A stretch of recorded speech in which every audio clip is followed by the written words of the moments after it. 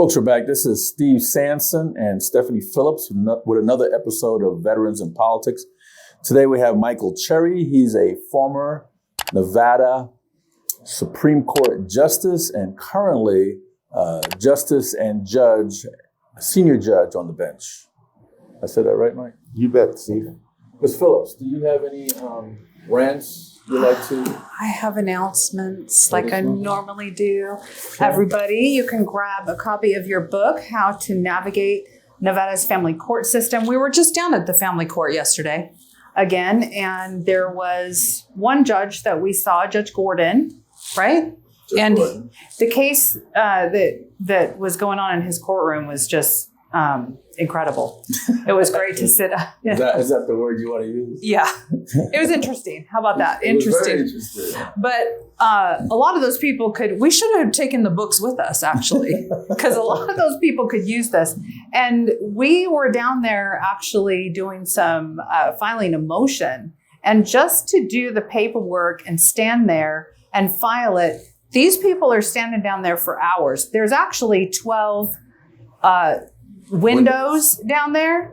3 people were at these windows, and it could be run much more efficient. They could get these people in and out of the court so they're not sitting there wasting time sitting in line. It was worse than the DMV, I thought. These people need to be out working so they can support their kids and their families, yet family court doesn't have the manpower or just doesn't put them on there to get the paperwork filed. So the court or the clerk, I believe, handles that. Okay, well, whoever handles that down at family court, we need that fixed and run a little bit more efficiently.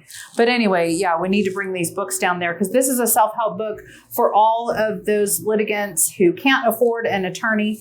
You can get a copy on Amazon. It's $14.99. So that kind of was my rant also too. And sorry, it just turned into that. But if you want to advertise on the Veterans in Politics talk show, we have space for yard signs. If you are a candidate, a business owner, have a nonprofit, anything you want to advertise, we have spots available monthly. Get in touch with us on that.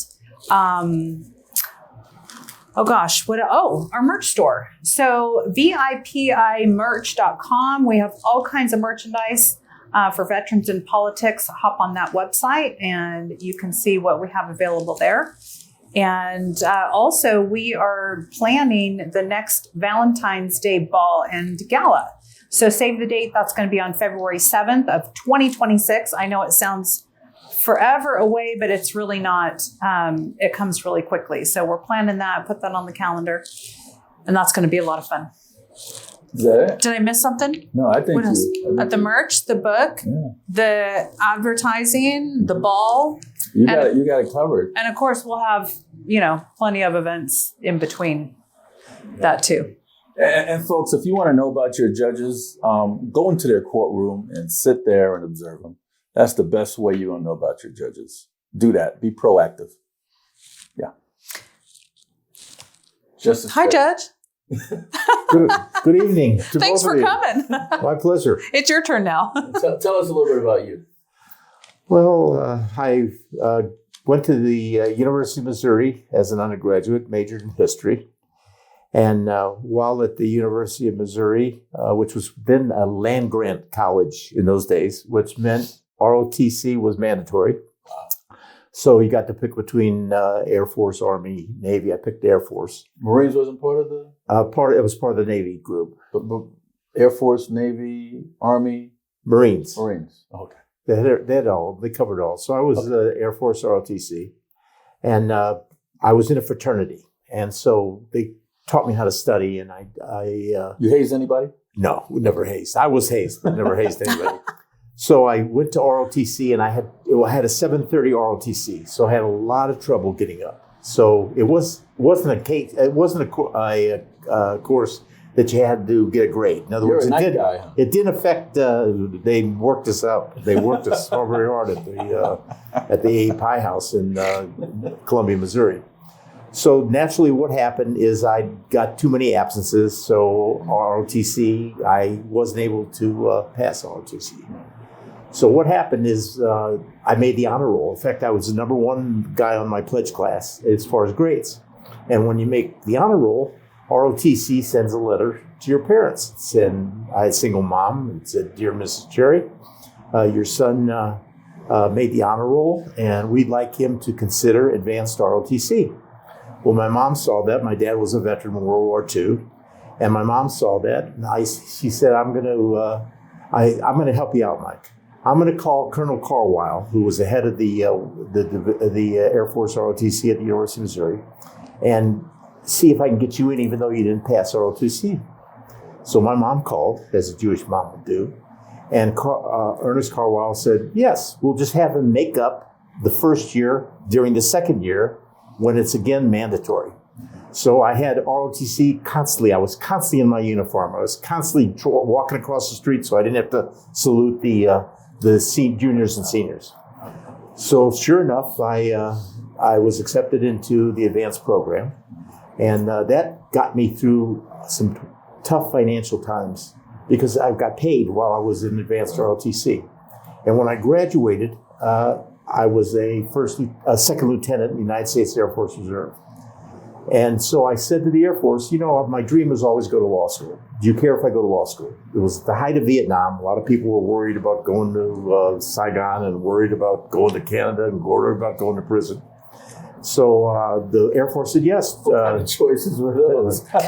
They said, "Yes, Lieutenant Cherry, you're welcome to go to," and I got accepted to Washington University Law School, which is one of the top 20 law schools. In fact, when I was on the court, I was the only member of the court for the 12 years I was there that was from a top 20 law school, number 16, Washington University Law School in St. Louis. You were a second lieutenant. Well, I was a second lieutenant for 18 months, and then guess what happened? You get promoted. So I became a first lieutenant in the United States Air Force. And I was very successful. I was captain of Scabbard and Blade, which was like the PhD people in advanced ROTC, and I loved ROTC. And I got all A's in ROTC, which counted at that time, and helped my grade point. So that helped me get into law school. And then the Air Force allowed me to go to law school, which was wonderful. No way I could have gone without the Air Force permission. I would have gone on to active duty because I really wanted to be in the Air Force. And when I graduated from law school, I was a first lieutenant in the United States Air Force. I was married right out of college. My daughter, who's now in her 54 years old, was born in 1969. And I kept on waiting to get the call from the Air Force. I was supposed to go to Lowry Air Force Base to intelligence school. So my roommate in college was a naval graduate, and he was in the Navy. And he came through St. Louis, and he said, "Mike, there's a number you can call because you took your physical." Yeah, I went over to Scott Air Force Base in Illinois. I took my physical. I told him about all my problems with my back, whatever. So I called the Air Force, and they say, "You know what? We forgot to tell you. You've got a bad back." I said, "I know I got a bad back because I told you guys I had a bad back." They said, "I got plenty of lieutenants. You just graduated from law school. Why don't you start your legal career? Why don't you resign your commission?" I said, "Absolutely not." I said, "I worked so hard for this. My mom went the extra mile to make sure that I got into advanced ROTC and that I got my commission, and I don't want to resign my commission." So they said, "Well, there's something else. There's a retired reserve. There's no benefits, but you'll always be retired reserve First Lieutenant Michael Cherry, United States Air Force Reserve." I said, "That sounds good." Meanwhile, my mother had moved to Vegas in 68. Wow. And this is 1969. I graduated law school, 70 by the time I found out I wasn't going in the Air Force. And my mom calls and says, "It's a great place to live. It's a great place for young attorneys." So we packed up Meryl, my daughter, and Rachel, my wife at the time, and our cat, Cricket. And we moved to Las Vegas.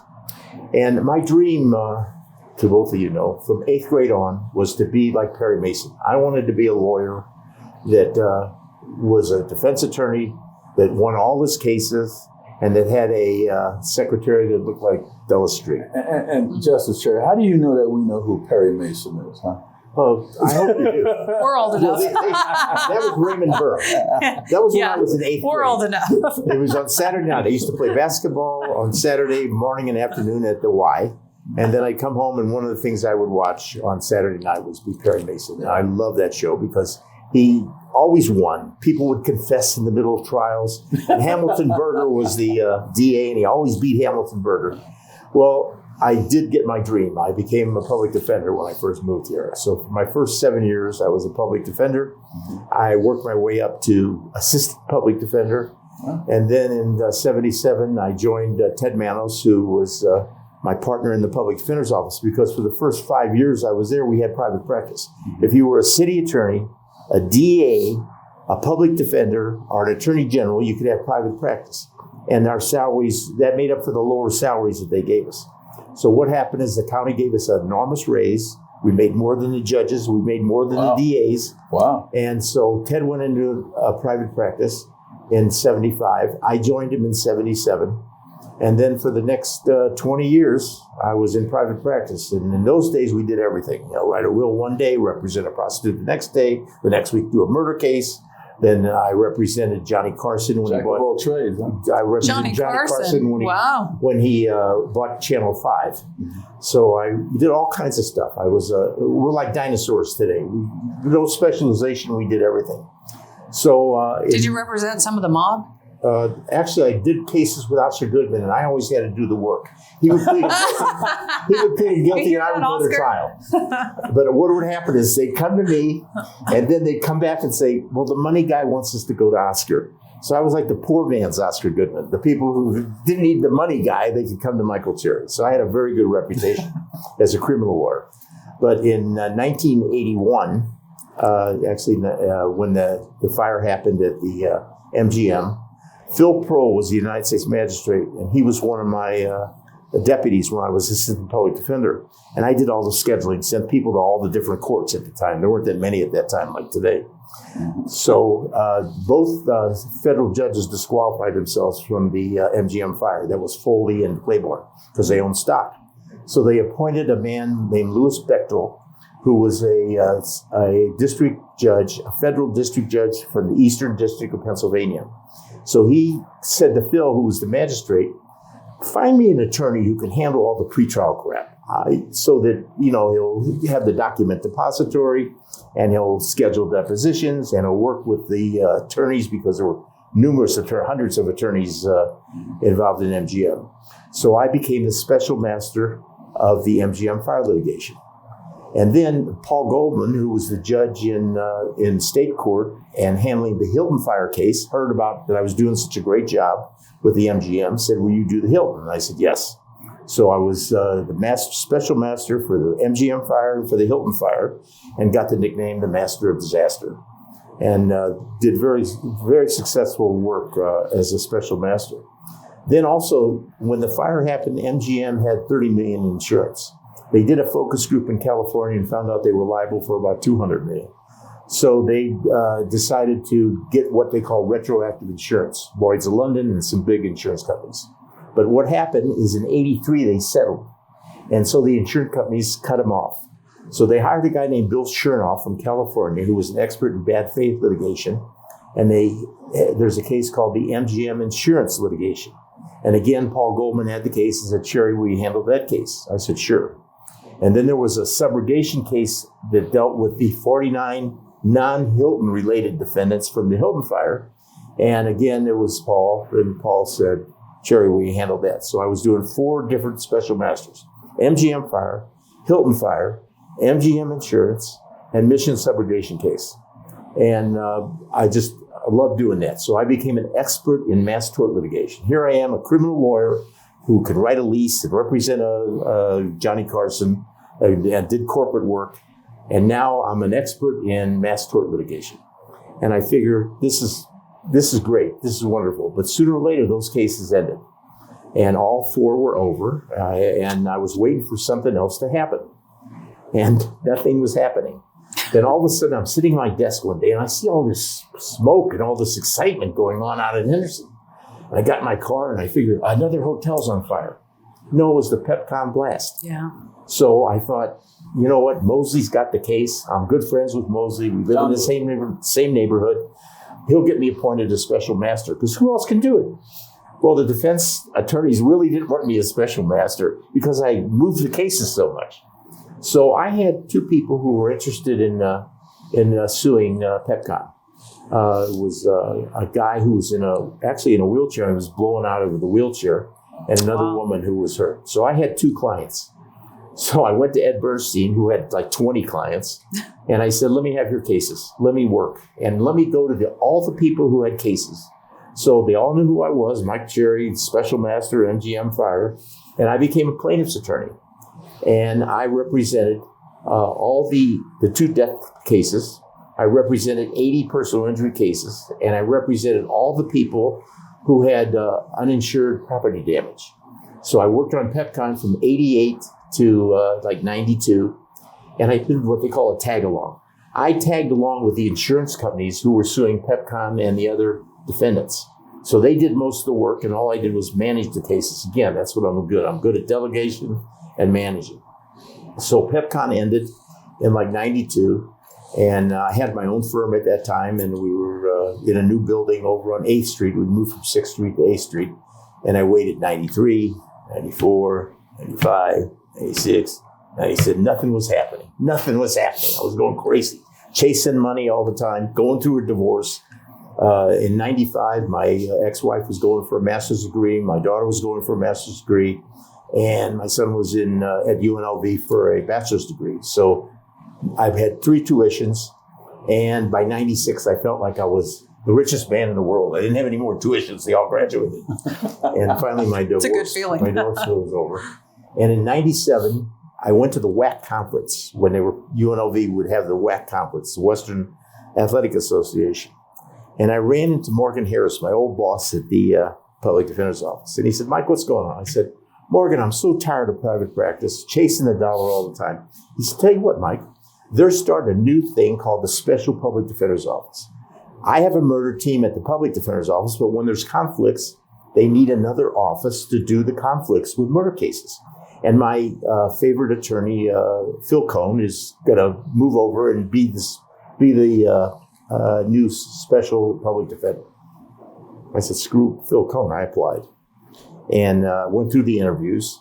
And what they used to do when you applied to be a public defender, they would send 3 names to the county commission. So I was one of the 3. And I said to Steve Wolfson, who was chairman at that time of the committee, to send the names. Don't send my name unless you're going to only send my name. And he did. He listened to what I said for a change. He had been my neighbor and friend for a long time. And so they sent my name to the county commission. And from 97 until they created Department 17 in the district court, I was a special public defender. I had 6 deputies. I had 3 clerical staff, and I had 2 mitigation specialists, because all we did at that time were murder cases. We did nothing but murder cases. And we didn't have to worry about going down the abuse and neglect like they did for a while and do A felonies or B felonies. We only did murder cases, and we did a great job. We really did. I had great deputies, and my mitigation specialist was a retired FBI agent and a retired parole and probation gal. And they were fabulous about putting the cases together. So we had great successes, believe it or not. We kicked ass. We really did with the DA's office because we weren't afraid to go to trial. That's all we did. And I would probably still be the special public defender today if the legislature hadn't created Departments 17, 18, and 19. And I decided, well, let me try. I know I'll never get an appointment, but if I run, there's no incumbent. Why don't you think you wouldn't get appointed? Because I was quite a public defender. They weren't appointing public defenders in those days. Yeah, there were a lot of prosecutors, but there was a rarity when they would appoint somebody who was I did a lot of defense work as a criminal lawyer. Nobody knew more about mass tort litigation than I, but that didn't make any difference. So I decided I'm going to run, and I was very active in the Jewish community, president of my temple. I was a chapter chairman of the March of Dimes. I was on the Cancer Society. I said, no one's going to run against me. So by the time I go file, 3 people had already filed for 17. Jim Mahan, Sandy Pomerantz, and Gail Nathan. So we have a I know all 3 of those. We have a primary. And in those days, Jim and I knocked the women out. Not like 2020 when 22 girls beat 22 guys. Mm-hmm. So Jim and I went head to head, and we really got to know each other. We got to the point where I could give the speech about him being in the Navy, and he could give the speech about me being in the Air Force. And we became sort of friends. But we went against each other, and I won the general. And then Kenny Gwynn appointed him to the district court bench to replace one of the persons who moved up to the Supreme Court, Myra Levitt's in Department 12. So I was in Department 17. Nancy Sater was in Department 18. Gary Redmond, may rest in peace, was in Department 19. We were the new judges. And so we became very close friends, the three of us, until Gary passed away, and then Alan Earl replaced Gary. And so I won in 90. I took the bench in 99. Then they only gave us a 4-year term at that time. So we had to run again in 2002. And Richard Bryan had told me, Mike, there's only 2 ways to run. You run unopposed or scared. So the first time I ran scared. And the nice thing is that I can say Jim not only became a state district court judge, he became a federal court judge. George Bush appointed him. Jim who? Jim Mahan. Okay. He's a senior judge now. And luckily would have it, Gail became a family court judge later on, and Sandy became a family court judge later on. So all 4 of us became judges. And when Jim got appointed to the federal bench, I was speaking at his investiture. And I reminded him about that I beat him in the race for Department 17. So I gave him my sign so he would always remember who kicked his ass.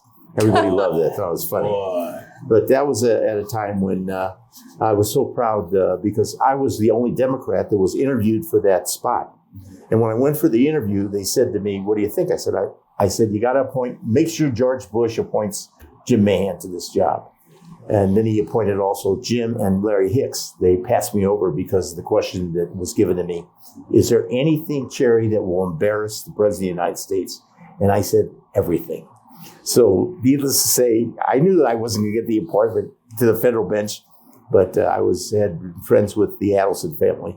And he took me under his wing and said, he called everybody in the Republican Party and said, Who called? Sheldon Adelson called the President of the United States and said, make sure Cherry gets interviewed. So I was the only Democrat that ever got interviewed by the Republican president. But that was it. So I served till 2006. And then What were you interviewed by Republican president?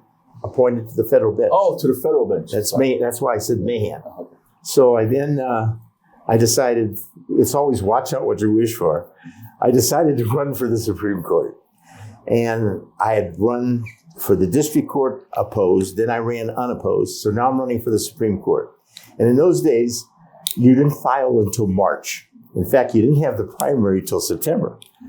And so I waited, and finally nobody filed. So I was going to be elected. And I got Nancy to run for the Supreme Court, and she won. She beat Nancy Becker. So we both went to Carson City together. And I bought a home up there and kept my home in Las Vegas and had a great time. Carson City, 50,000 people, no traffic. I got to know a lot of the people there, nice people. And I enjoyed being a Supreme Court justice, although I wasn't thrilled about Carson City, but now I miss it, to tell you the truth. And I made 350 trips between Reno and Las Vegas over the thing. So I don't travel now as a retired judge. I'm exhausted from traveling because I did a lot of traveling when I was a Supreme Court justice and in all my charitable endeavors over the years. So I got reelected in 12. I was Chief Justice in 12, and I was Chief Justice in 17, which means I was the boss of the entire judiciary. And I cared. I really cared about what went on in family court. I cared about what went on in district court. I cared about what went on in the other judicial districts, the other 10 judicial districts, besides the 8th, which is Las Vegas and Carl Clark County, and 2, which is second, which is Washington. So I enjoyed that. And then in 19, it was time. I was 74 years old. And I wanted to come home. And I came home in 19.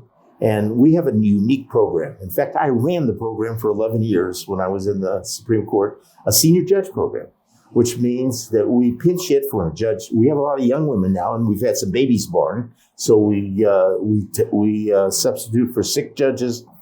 If they want to go on a vacation, they're entitled to a vacation and not cancel their calendars. So we do that, but we also do a lot of civil settlement conferences and criminal settlement conferences.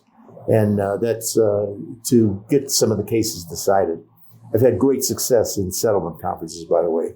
And I also got appointed by the district court judges as a special master for the opioid case. So I was the special master for the opioid case, which ended up settling for over $1 billion for the state of Nevada. Wow. So that was So you saw a lot of eglet in your court. every day, every day. Mm-hmm. I did a lot of depositions. I sat through a lot of his depositions because they wanted to make decisions right then and there on objections. And I got to know him very well, as a matter of fact. And one of my ex-law clerks, Art Ham, was one of his partners. So I was very close with the firm. But I also became close with all the defense attorneys, too, that were involved. We took on, the state of Nevada took on the pharmacies, the distributors, and the manufacturers. So it took a long time. It took about 4 years, I think 23. I went from like 2019 to 2023 doing that stuff. And that wore me out, to tell you the truth. But I still enjoy being a senior judge and a senior justice. I've sat a couple times on the Supreme Court. But so with all of those criminal cases that you did you ever have a case and find out where the prosecutors had withheld evidence that would have exonerated the defendant? I always used investigators to make sure that, there was a time when I was let me give you an example. When I was the special public defender, did nothing but homicide cases. Who did we go against? We went against all the Daves over at the DA's office. Dave Schwartz, Dave Rogers, Dave Wall. I think there may have been a fourth Dave. We'd go over there. I'd go over there with my FBI guy, and we'd look at the file. And we go to Metro, and we look at the file. And there was no way they were going to withhold it because I was very good at what I did. And I had good help. I always had good investigators who knew exactly what they were doing.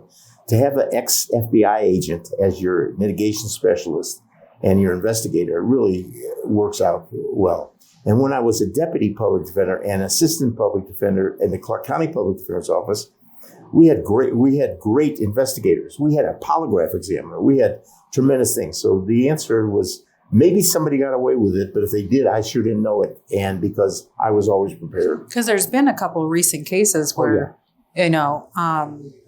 this gentleman went away for at least 20 years, and the prosecutors at the time had evidence that would have exonerated him. I was with him when he got pardoned, don't forget. What is his name? I forget the... Yeah.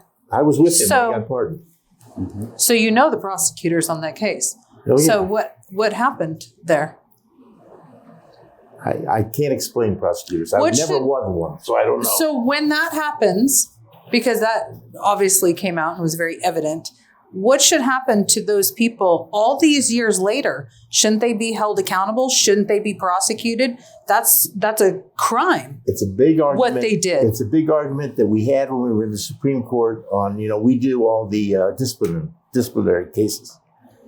And the problem that you have is that the state bar doesn't like to go after the large law firms, and they don't like to go after public servants. Although they're going after Justin Jones with vengeance. He deserves it. He deserves I know, but they're going after him. I mean, they're changing. They have this Daniel Hogue is a very fine prosecutor, and he's doing his business. He's doing what he's supposed to do, and that's to decide. Let the panel decide, and then everything goes to the Supreme Court afterwards.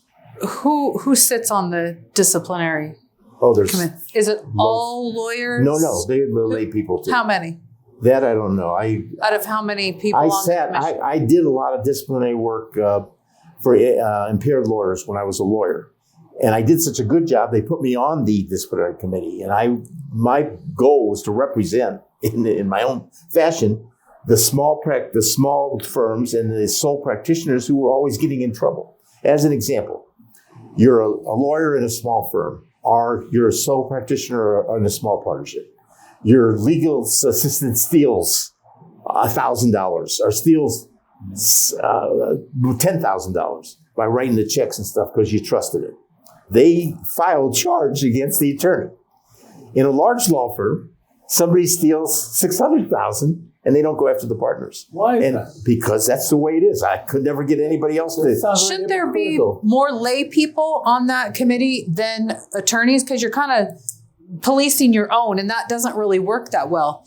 The state bar's of its own. You know, they make their own rules. The Supreme Court usually just says, do your job, represent the legal profession. It's mandatory that everybody has to be a member of the State Bar of Nevada. What they've done with impaired lawyers and lawyers concerned for lawyers and helping people that are in trouble with therapy and stuff, they're great.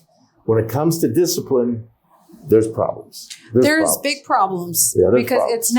it's never enough. It's a slap on the wrist because it's their own, but it doesn't. They should have to be required to file criminal charges against any prosecutor, anybody, a DA, anyone who has withheld evidence knowingly, and this person went to prison because of that. You cannot give back 20 years to that guy. There is no amount of money. And to all these other people, the same thing has happened to many people. Those people, it should be a requirement. The DA should file criminal charges against these people. In my opinion, shouldn't that? It's a crime, right? Isn't it a crime? It's to withhold evidence? There's discretion there. That's the problem. That's discretion? That's not a crime? No, there's discretion with whether or not to file a criminal case. Okay, but that is a crime to withhold evidence, right? Oh, absolutely. Okay, that's what I thought. Double down on it at the pardon board. And when you talk about the State Bar would not file a criminal charge, they only do discipline. That's different. It's from the prosecutor's office or whatever. That's what I'm. They turn it over to the Attorney General's office. The Attorney General just filed a case against 20 prisoners who killed 3 people. Where are they going to get 20 people to represent, and especially if they have the case in Ely, where are they going to get 20 court-appointed attorneys to represent these guys? Justice Cherry, I know a lot of people that have been in and out of the prison system. And some of them deserve it, and some of them didn't deserve the sentence they got.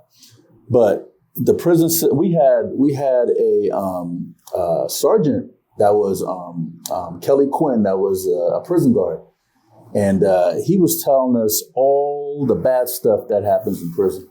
One day in prison is probably a lifetime for many people. The gentleman she's talking about did 21 years in prison. I know all about for murder. And the people that could have had him release withhold evidence. In fact, one of them doubled down at the pardon board, wanted to keep him in prison. Where is justice for that? How come this person should not even be an elected official? This person should have went to prison for what he did. My defense days, that was my greatest worry, what you're talking about, that somebody who was innocent was going to be convicted. That's why I got very old practicing. How do you feel about that? You were a public defender. I know. I am sure that inside you must have been boiled up like, what's going on with this system that I love and care so much about that I devoted my life to? I love that. I was the chairman. Maupin, when he was Chief Justice, appointed me as the chairman of the Indigent Defense Commission, right. And we did a lot of studies, and we got the legislature to look into it to know that. All these problems that come up, we made sure that there was a point where a lot of the judges were appointing their friends to represent defendants, and they really didn't care. So now we established a contract person. It was Drew Christensen, and now it's Susan, I forgot her last name, another person who replaced Drew Christensen, where it's run by a former, a practicing, not a practicing attorney, but a retired attorney, to make sure that the appointments are quality people. So that if somebody gets appointed by a contract attorney or a private attorney who's going to take on a case, not retained, paid by the county, they're qualified. So I was able to accomplish that with the Indigent Defense Commission. Took a long time. I was on that from 2008 until even after I retired. I still had meetings with the Indigent Defense Commission, and I was chairman of a legislative committee that established a public defender's office a state public defender's office that does a lot of good work. So I'm proud of some of the things I accomplished. But what you raise is the biggest fear that a criminal defense attorney, a criminal practitioner has, that somebody is going to, an innocent person is going to go to prison. Because Steve, you're absolutely right. One day is the worst. Why would the DA not immediately, as soon as they found out about that, why would they not file charges? Well, they can't. I mean, there's no way the DA can file charges against the DA. It has to go to the prosecutor, attorney at the time. They were prosecutors. Yeah. Because the DA's office can't sue its own. Can't have a case against them. Can't they do like the special? That's where you get take them off the job, terminate their employment. Instead, what did we do? We made both of them a judge. That's right. District court judge. We made one a JP. Made the other one district court judge. And then the one that's a district court judge that's not a district court judge anymore wants to run for district attorney in 2026. And then we have another one that was a district court judge that went to the Nevada Supreme Court, now is the chief of the Nevada Supreme Court. And he's up for re-election in 2026 And people turn a blind eye to this. I'm impressed. I didn't think you knew who they were. But of course we do. This pissed me off, Justice Cherry. This is not justice. This is not the justice that you dedicated your life for. I don't care what this man did in his life. He didn't commit the murder. If you have the evidence to release him of that murder, you should turn it over to the courts and let the courts make that decision. You should not hide the evidence. William Kephart and Justice Douglas Herndon, you should not hide that evidence. That is ridiculous. And it boils me up inside. And I feel like my hands are tied. And the only way I could do something about it is to expose them. Because the people that vote for these criminals I'm not putting you on the spot. I knew you were on the pardon board, so this is appropriate to ask you these questions. And I know how much you love the law, and I know you were a public defender for a long time, and I know you served on the Supreme Court, a Supreme Court that you love. Let me throw one back to you, Steve. Sure. Why did he have to get pardoned? Do you know why he had to get pardoned? Tell me. Why? Tell me. To be pardoned, you have to have a conviction. What happened? Tell me. They made him plead to second-degree murder. He got credit for time served. And that's crazy. Well, that's what happened. And that's crazy. And that was, so they you had understand him. What I'm saying? Yeah, so they held him over a barrel to make him to cop to the murder for him to get out of prison. Otherwise, he would have been there, another 10 years, 20 years? And now we have this new law, thanks to Justice Herndon's daughter, help with the bill to give funding for people that are with Pickering, with Justice Pickering, that was incarcerated unjustly. I'll give you an example. And I love Chris Pickering. She's great. Now, she was always known as the person on the right. I was always known as the person on the left. But whenever she saw an injustice, she stepped forward. She forgot about being on the right, and I forgot about being on the left. We just saw injustice. So we were always together on some cases. And she would say to me, Mike, I don't understand it. We do a criminal case, and the DA makes mistakes. The defense attorney makes mistakes. The judge makes mistakes. And the court says harmless error. We do a civil case, and they do a wrong jury instruction, and it's $1 billion verdict, and we reverse. Why is it? I said, Chris, there's an inclination in appellate courts throughout this country, not only the state, that you affirm criminal convictions by juries. You don't second-guess the jury. And that's what you'll run into. As much as you think about Steece as to fact, a jury convicted him. It's crazy. Yeah, see, that's it. I mean, it's the jury system. And it should never have happened. Yeah. But that's a crime, though. How come they can't be prosecuted now, even though it's all these years later when they discover? I'm sure would. There's no statute Wait a second. Murder, no, but it's not murder. I know, but they charge them for what's it. The it's not murder for them. What's the statute of limitations for withholding evidence? It can only be a couple of years. It's not. The legislature has never made that a serious crime, and this isn't like a robbery with use or sexual assault of a child. I mean, we have different crimes. But Justice Cherry, it is serious. 21 years incarcerated in prison. That's serious because prison, even if you go to prison for a white collar crime, right? You come out being a murderer because you get gang raped. You have to shank somebody and kill them just to survive. You have to become a racist and join the skinheads or join the guerrilla mafia or join the Latin lions or whatever they're called just to survive in prison. It makes you a racist. It makes you a murderer, and it makes you either a rapist or a guy that's gotten raped. It's not a place that you want to go hang out. There's a worse thing, Steve. I know, you do 21 but years. there's a worse thing. Let me tell you what the worst thing is. Worse than that. When I was up north, they had a visit prison day for the Supreme Court. Of course, the only one who went was me. I went with many people from the Supreme Court staff stuff. We went and we visited one of the prisons there in Carson City. And the sad part is the people in wheelchairs and on special diets and crutches and old and infirm. And they don't have a way to release somebody because they're like ill and stuff, which is sad for these people. You talk about, now these are people that down the line committed crimes, but enough's enough. And that's one of the things, that's maybe why I'm a liberal, because I see things like that and it really hurts. And I went to the prison. And when they were going to execute somebody, we haven't executed anybody since 2006.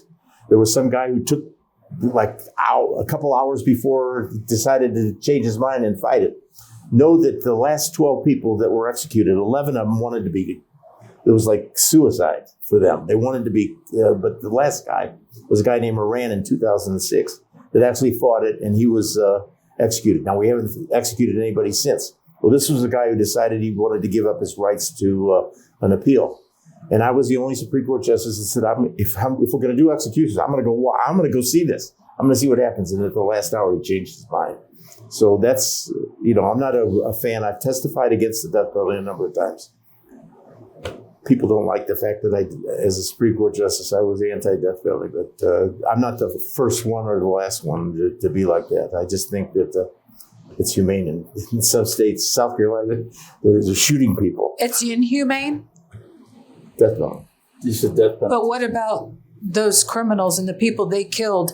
And lock them up their forever. Crimes were inhumane. Lock them up forever. But their crimes were inhumane. But you know something? If there was a death penalty, Fred Steves probably would have been dead. Well, and he was innocent. Wanted that. So it's like a, if there was a death penalty, there was a death penalty. I have one person left on death row. I've had a couple. I had Patrick McKenna on death row at one time. I never had the final thing with him. My conviction of him was reversed, but he died. Other people that have been on death row, I've got one guy left and he had a serious stroke. So I don't think they're ever going to execute him. And most of the people that have been on death row, they outlive it. Nothing has happened since 2006. That's 19 years. So we spent a lot of money on it. Oh, there's 80 some odd. There was at one time 80. Now there's only 60 because a lot of them have died.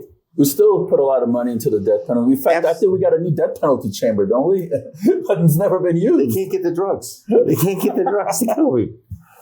It's a mess. The criminal justice system is, you've come up with a big issue about withholding evidence. I brought the issue up about the people that are so infirm, they don't belong in prison anymore. They're going to die pretty soon, or they're on medication and they don't need to be in prison. They're not going to hurt anybody anymore. They've served their time. Shouldn't the bar immediately revoke a law license from somebody who has withheld evidence and they find that out to be true? Shouldn't that just be automatic? Nothing's automatic with them. Somebody has to file a complaint. Nobody filed a complaint. No one has filed. State. Not that I know of. Well, you know what we're going to do? No one has. That's incredible. I was surprised that you knew who. You'd be surprised at how much we know about different things. We just don't let everything out the bag. I know. So, 75 years old is the cutoff to be a judge in the state. No. It's not 75. I'm 80. Yeah. No. Elected judge. No. There's no. There is an age limit. Yeah, we didn't know that. I never saw an age limit. Well, show it to me. Yeah. You have to retire at 75? I didn't even know that. I got to find out what NRS that is. I don't know if that's it's still in there. Was that something old from before? For and they an elected changed judge, it? now, he's elected. okay. Yeah, no, I The understand. But elected I'm judge, saying, they said cutoff was 75 mandatory. One of my fraternity brothers was a judge, a family judge in Missouri, and at 70, mandatory. You cannot be a judge after 70. Right. We have the same system that the federal court has, which you have senior judges and justices. You know, it's good. You got a lot of experience, and because the legislature doesn't like to create new judgeships, although they're going to be asking for, you'll have a heyday on this one, Steve. They're asking for 18 new judges. oh yeah, we talked I'm about already that on last it. week. Well, I've talked to some of the marshals, and one of the the sergeant says, I can't hire what we got. Where am I going to get 18 new ones? They're not going to get 18. There's no space. There's no place for them to be. It's you can't unfunded. share a courtroom. But It's unfunded mandate, too. It's unfunded. But didn't family court get 6? Didn't they No, get 8. No, they got 10 and 8. Oh, No, they got family 6 court. last Yeah. election cycle. Yeah, it's just family court got 6. when I started, there were 6 district court judges. There was 18 in the whole state. Now there's 90 in the whole state, and there's 26 and 32. I'm glad you brought that up, because I need to ask you this, Justice Cherry. A lot of these judges, district court judges, don't work on Fridays. You know that. I know that. Everybody knows that, right? They don't work Fridays. We all know that. Why are they asking for 18 more when they don't even work on Fridays? Well, even the afternoons. Look, yesterday, nobody was there in the afternoon, or at least not in the Shouldn't courtroom. we have an oversight committee appointed by the governor's office? And by the way, We do have an oversight committee called the voters. It's the voters. No, it's not It's the voters. same, Justice Cherry. Some voters are stupid. They That's- don't know. but They that's see a the nice rule. name, That's the rule. flash billboards, and that's who they vote for. We need an actually oversight committee. Right now, all they vote for is ladies. You know what? I wouldn't mind being on that oversight committee. I do it now. I just if I got the governor's power or whatever, oh boy, I could walk back in the chambers and everything. Think about what the Review Journal used to do. They used to do the evaluations that you're talking about. Judging the judges. Yeah, I think it was BS. I didn't. No, they really did. Let me tell you something. I started out in the 90s, and by the time I left the not the Supreme Court, but I left the district court, I was down in the 70s. Because the way they did it, the anonymity. You can't do anonymous. You can't do it that way. Tell us about you being the PIO for the District Court Judge Bonaventure. When was it the Sandy Murphy? Sandy Murphy and Rick Davish. And then also I did Jennifer. What was the one that Mark Gibbons handled? The gal who ran over the 6 kids. Oh, she was a stripper and she was smoking weed and alcohol. I can't remember her last name. I heard that was a mess, by the way. I did that one too. And then because I had done those 2 cases, finally they got a professional PIO people to do. You were doing a good job with the PIO. It. First of all, Joe and I were longtime friends, and also we were in the public defender's office together. I was there in 70. He came in 71. And, I supported him for Judge AP. I supported him for district judge. And so we were close. I knew Barbara, his wife, the boys, Joe Jr. and Sonny. I know the whole family. So it was easy to be his guy on this. And all I did was I'd be interviewed by Court TV, and I would tell him what's happening. And Al Lasso was the law clerk at that time, and he would give me the information on what was going on. And it was fun. I had a great time doing that. They made a big deal out of it. And so then I did it for Mark Gibbons on that trial. And that was on Court TV. And people saw that we allow, and this is the most unique thing, we allow in our jury trials for the jurors to ask questions. And people thought that was amazing because we got the idea from Arizona, but it was Arizona and Nevada. There were very few states that actually allowed jurors to ask questions. And the people who watched Court TV at the time were very much impressed with Gibbons, how he handled that. And then he and I became very close when he was in the Supreme Court. He's retired now, too. Do you think when somebody wear anything, well, I'll just do the one that comes to mind, a Black Lives Matter pin, attorney wears it in a courtroom, is that expression of the constitutional right, or is it against the courts, basically? It's a Is it the Second Amendment right to express yourself in such First Amendment? I would think so. Should the courts be involved? It isn't worth it. Should the courts be involved? No. Okay. I just don't think so. It isn't worth it. Okay. I represented a guy who was an Orthodox Jew, and the jail called me and said, he won't take food from anybody but kosher hands. So I got in touch with one of the Chabad rabbis. The case is in justice court, and I wanted to make sure that the JP would order the jail to allow this rabbi to give the guy food. So I get a rabbi from the Chabad to come in, and of course he's got the hat on and the yarmulke and the prayer shawl and everything, and I'm thinking, oh God, the marshal's gonna, or the bailiff's gonna say, or bailiffs at that time, was gonna say something about the hat and all that other stuff. So it went smooth as silk. The judge ordered that he would do that. So I said to the bailiff afterwards, you didn't say anything to this guy about how he was dressed or anything. He says, I come from New York. I know that's scenic when I see him. So it was just good. I mean, there's some things that happen in court that are just so wonderful. That here was a marshal, a Gentile marshal, who saw an Orthodox Jewish rabbi who was going to make sure the guy got food. So not only the bottom line is the guy did like bad checks. We got him out of jail. He did it again, and he went back into jail.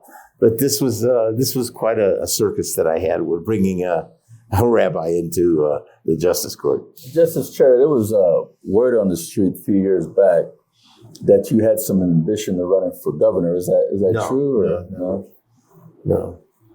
Would you have ran for governor if you had that opportunity to? No, I never wanted to be a legislator. Ever since 8th grade, Steve, I wanted to be a lawyer and a judge. You've been involved in different community activities. Many. You are a strong advocate for people's rights. Why wouldn't you want to do something like because that? I really love being a lawyer. I love being in the courtroom and in the trenches, as I called it.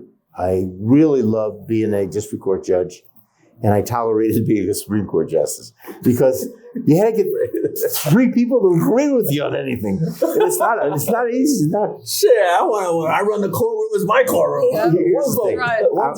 I'm a past president of the Nevada Attorneys for Criminal Justice. Okay, that's all the liberals and all the defense attorneys and all the public defenders. I'm a past president. I was past president for a couple of years. So here I come back from the Supreme Court, and I get nailed by my own people saying, why didn't you do this and why didn't you do that? I said, how many times do you want me to be 6-1 or 5-2? I lose my credibility if I'm always like that. But to be truthful, I give a lot of credit to the people I work with, people like Chris and Mike Douglas and Jim Hardesty, when they would say to me on a criminal case, because they didn't do criminal, what do you think, Mike? They always gave me a chance to give my view. And if there was an injustice, I knew I could get Chris. I usually had Nancy on some of these things. Mm-hmm. And Douglas, of course, being African-American, he was really good with that. So I think we did a very good job while we were on the court together for those few years that we were all together. And now the court's different. You know, it's younger attorneys that I've known, and I don't agree with all their decisions. I just got reversed by the Court of Appeals on a case, for a pro se case that I granted a motion because I followed exactly what the defense attorney said in a civil case. They cited a case. Supreme Court, the Court of Appeals said they cited the wrong case. So that happens. But this thing with the state bar is the discipline stuff. Should the laws change for that? Yeah, this is the time where things change. The legislature's in session. Right now, the way education is and some of the things for affordable housing and stuff, it's such a mess here. It's so sad. How do you think that should be worded? If a prosecutor hides evidence from the courts or opposing counsel? Well, no matter what, everybody's presumed innocent. That's the first thing. Sure. Whenever you start talking about criminal, you're talking about presumed innocent.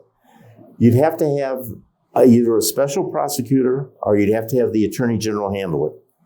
And I don't know what would happen. We've got the Guyman case now, and that's going to be interesting to see where that goes with Gary. I've known Gary for years. I tried cases against him when he was a DA. He was a damn good DA.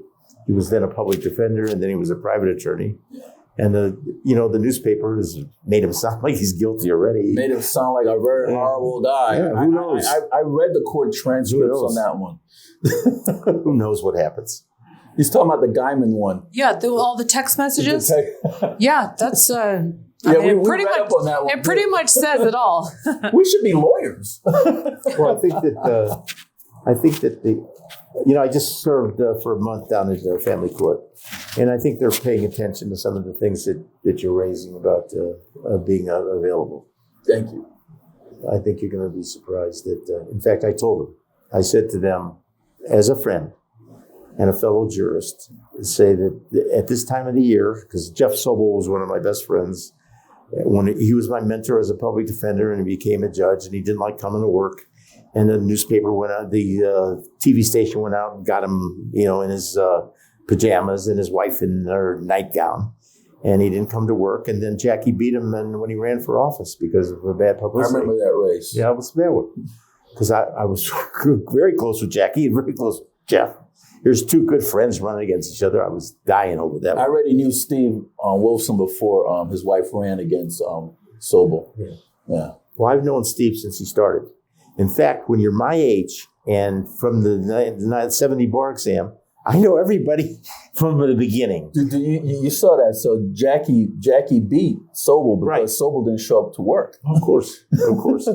And what I said to, and I'll say it to any judges, because in the old days, where else was I going to go? I live 7 minutes away from the courthouse. When I was elected, that's where I went. We worked on Fridays. Friday was a big day for us. We would have a regular calendar on Fridays. I had a law clerk. I mentored a law clerk every year that I had. That I was a district court judge. I loved being a judge. And one of the things I loved doing was trials, and I loved being in the court because I missed being in the trenches after all these years. So I tell the judges, go to work. You be there. If you're not there, let people know you're there. Do something to. I was letting this go by I've known about this for a long time that a lot of judges didn't go to work. And I remember I was bringing about Stephanie Miley not going to work and doing her nails and her hair and at yoga and doing whatever. And I slowly was trying to get it, but I was figuring I was giving other judges an opportunity to say, hey, they're looking at us, let's shape up. But some of them just don't. Steve, COVID changed everything. And I go in the parking lot, the judge's parking lot, and there's hardly any cars in there. So how are they going to say, I don't even need to go find their access badges. All I got to do is look in the parking lot. When I would be a smart aleck and I would park in the judge's parking lot as a district court judge, and then I go in and court administration was on the first floor of the old courthouse, which is now, it was torn down. And I'd walk in, I'd say, call the police. They'd say, why? I said, all the judges' cars have been stolen. I'm just a pimp. My mother always said I was a rebel, and I guess I'm a rebel. You're a good man, Justice Cherry. But you raise issues, that it breaks my heart on stuff. I dated at one time. I dated Herndon's mother-in-law. We were very close. I was very close with Carrie and with his daughters are super gals. They're very, but what he did was unspeakable. I don't know. I don't even know the motivation behind it. Just to get another check mark. I don't know how much either of them were involved because I really didn't know about the case. What their action. All I was interested in Steese. I was interested in a wrong's been done. Let's fix it. And unfortunately, I questioned, why do you make them plead guilty to second-degree murder? Why? Didn't even do it. They should never have done that. That's so wrong. And then they hold that over his head, his freedom. And all he got was a little over $1 million. How much did the attorney get from that? It's crazy. It's just absolutely ridiculous. The bar needs to take a look at this. The bar needs to look at it. I went to some seminars when I was a district court judge. There was one in Washington, D.C., where a guy was in prison for a number of years. And the only person who supported him was his mother. And we gave him a standing ovation, and the mother was there. And he was one of the first people to get a substantial amount of money for the being imprisoned wrongly.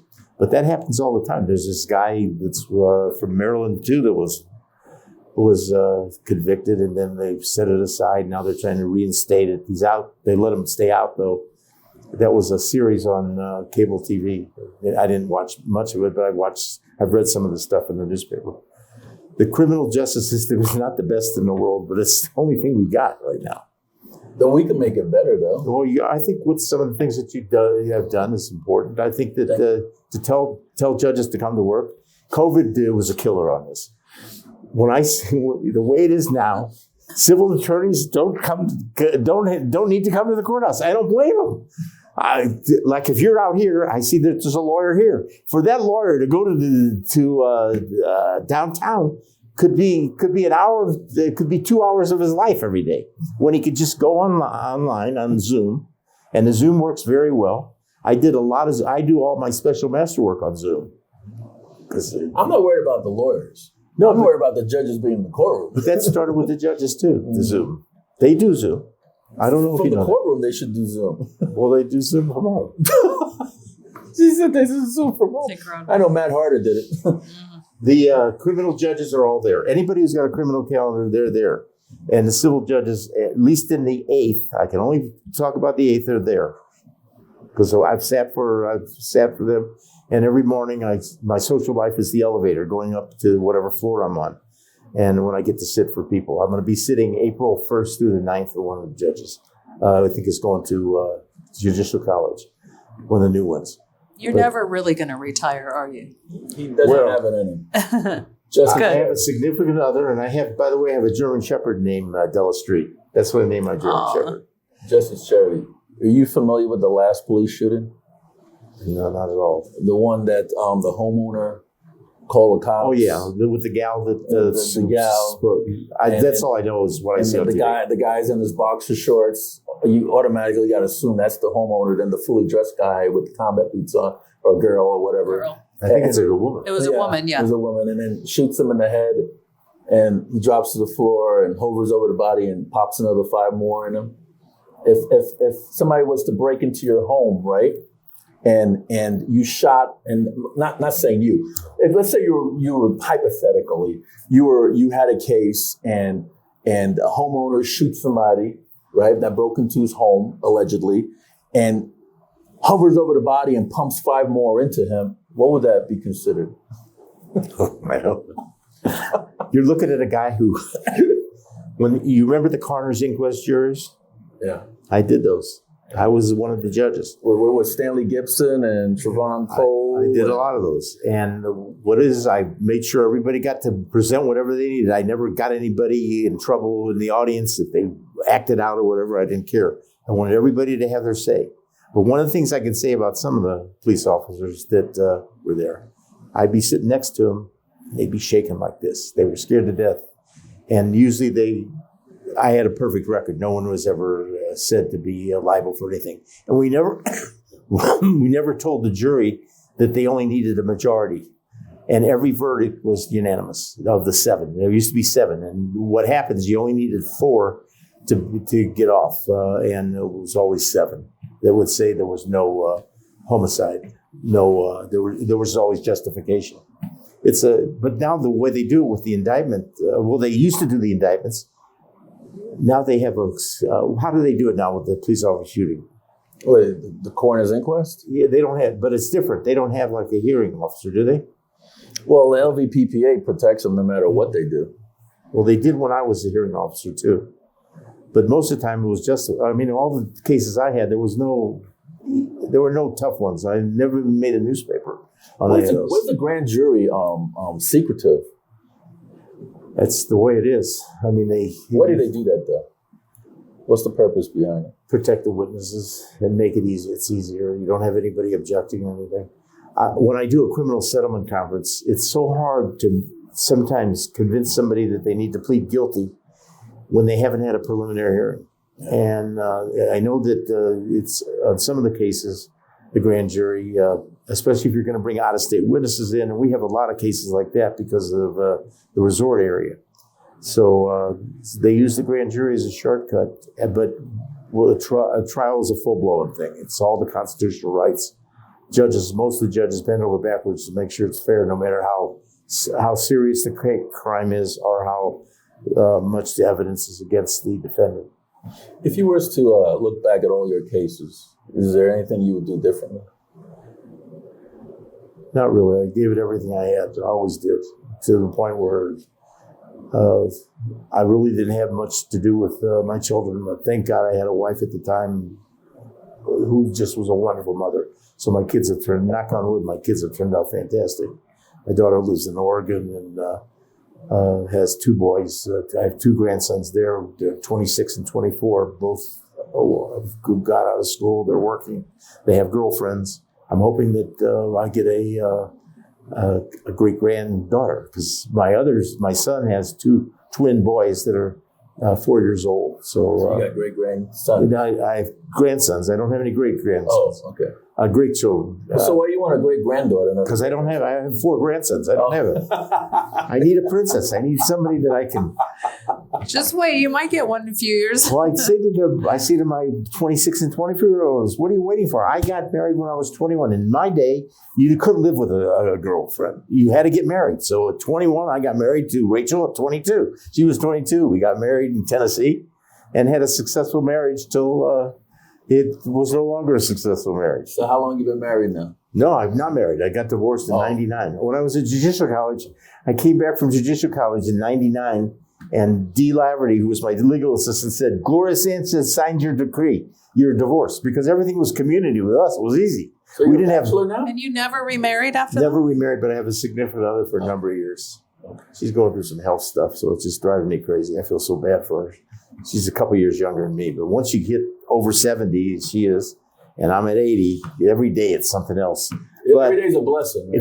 If you wake up and you're not in pain, that means you're dead. So my stepdad used to tell me that all the time. And if you're not in pain, you're in the right side of the grass. But I hope that I've given you some insight into my life. You have. We're so glad that you came on. It's been an honor to have you. Well, I enjoy it. I like Steve all these years. He's controversial, but what's new about that? Mm-hmm. About people that I associate with. I associate with only controversial people. Mm-hmm. That's how you affect change. Yeah.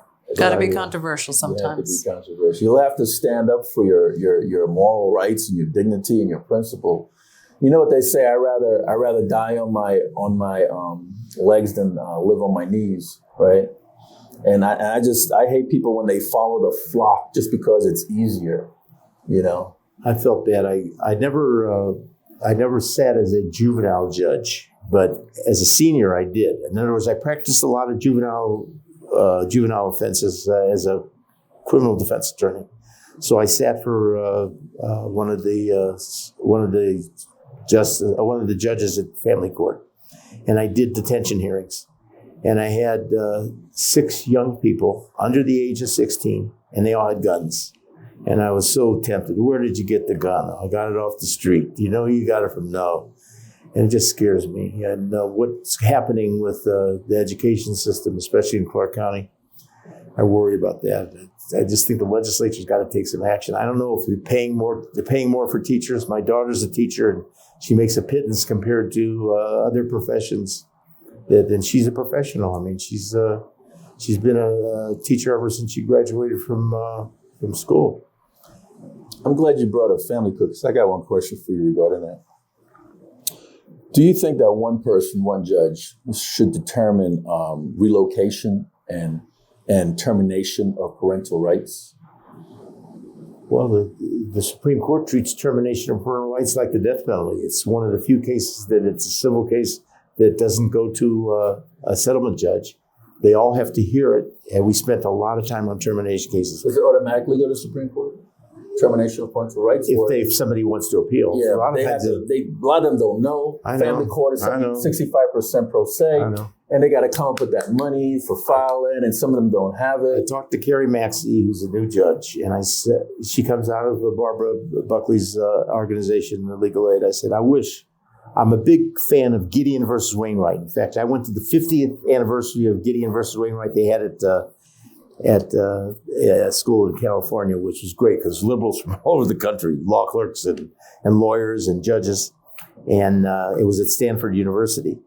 And it's such an important thing that a person charged with a crime gets the right to counsel. Somebody who has graduated law school and somebody who practices law. Why can't we have that for pro se divorced people? I mean, if Barbara could put a couple of her attorneys that would just represent the pro se, when they're pro se on both sides. I went like 3 days without seeing a lawyer. Everything was pro se, and it's so hard because you can't give legal advice as a judge. And you say to them, will you state your case? And they're confused. And then a typical example, a father has visitation rights.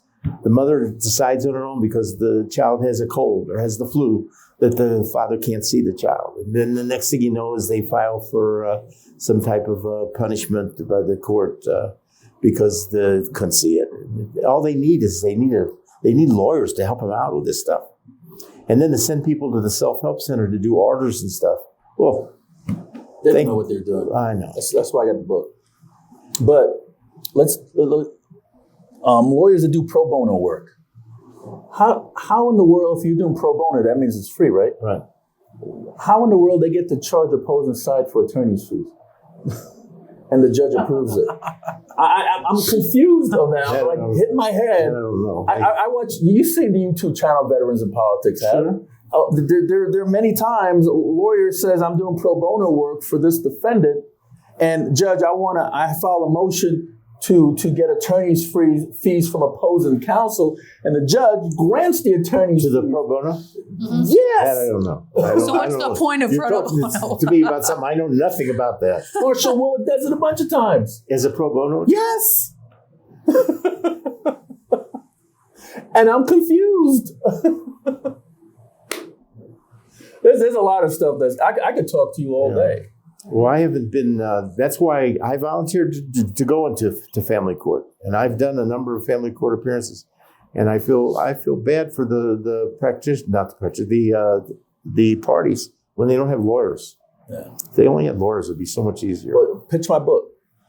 She showed me it. I told him, I said he should have had this the whole time down there. He could have sold a whole bunch. So, Justice Cherry, is there something that you want to bring up that we haven't covered? No, you did a good job. You covered everything. I was just impressed that you know a lot about what goes on in the courts because you pay attention. I do. You know what people say to me? Goes, look at Samson. He's got a chip on his shoulder, right? He's arrogant or whatever the case might be. And I'm like, I'm not. I don't have a chip on my shoulder. I just know too much. And it weighs me down. It's like you know so much, and I feel like my hands are handcuffed. I can't do anything about it. The only thing I could do about it is expose it. You know, that's my only alternative. But it's like Jack Nicholson in As Good as It Gets. It makes him better. If people challenge the system, it makes the system better. If people challenge it, that's why I always challenge it. Why don't we have more people challenging the system?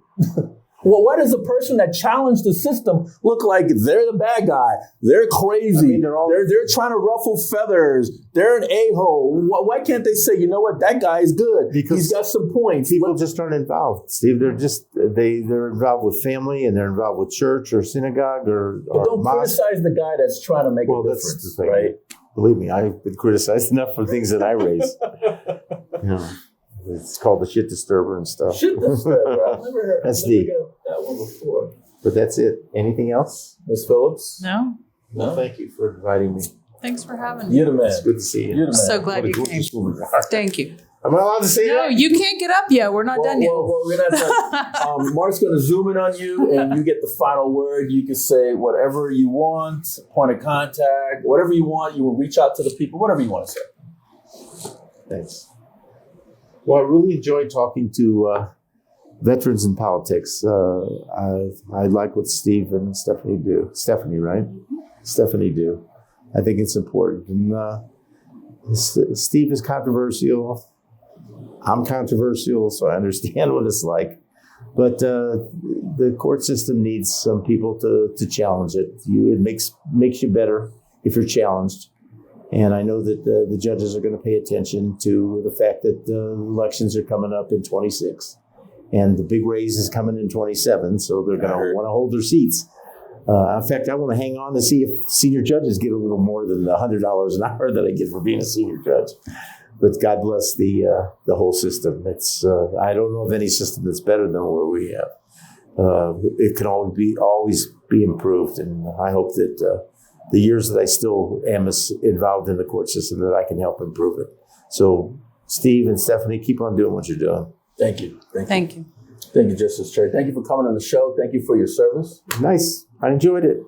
Thank you, Ms. Phillips. Folks, that's Michael Cherry, former Nevada Supreme Court Justice, currently Justice Judge on the senior program. We just hope that you were informed, and that's all we're trying to do. And if you have any questions about what was said on the show, please give myself or Ms. Phillips a call. I'm at 702-283-8088, and she's at 702-339-6436. This is Steve Sampson, Stephanie Phillips of Veterans in Politics. Until next time.